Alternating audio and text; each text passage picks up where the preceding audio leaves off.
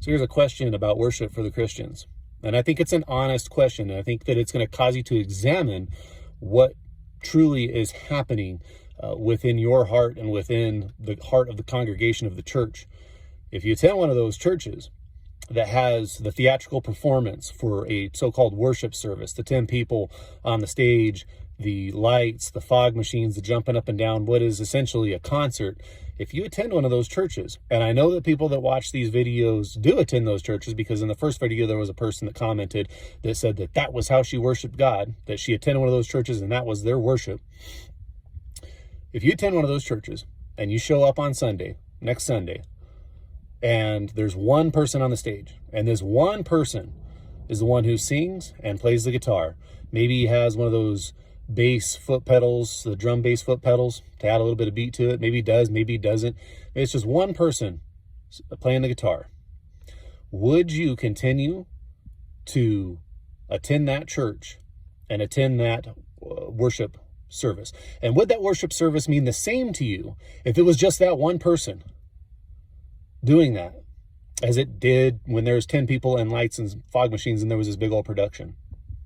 Or what if you showed up and there was no instruments? There was just someone on the stage with a microphone and they started singing hymns to God. Would that be an acceptable form of worship?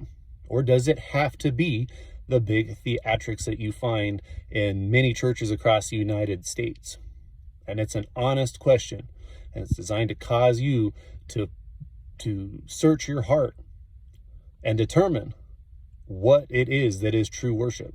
Whether it's what we in the church in America call worship, with these big theatrical productions, and not all churches have big theatrical. You see, I am of the very strong opinion, and granted it's just an opinion, that if we were to abandon all of that theatrics, because it's what we think is going to attract people and cause people to stay and hear the message, but if we were to abandon all of that, and our worship consisted of prayer, massive prayer meetings,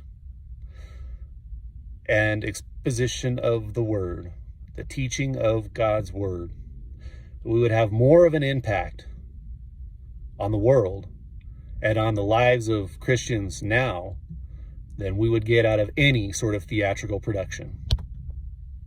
So truly examine yourselves, examine your heart, and examine your motives for attending a church that has such a thing. Is it just because of the worship, or is it because there is such great expositional preaching and the worship is just a wonderful, beautiful byproduct of it?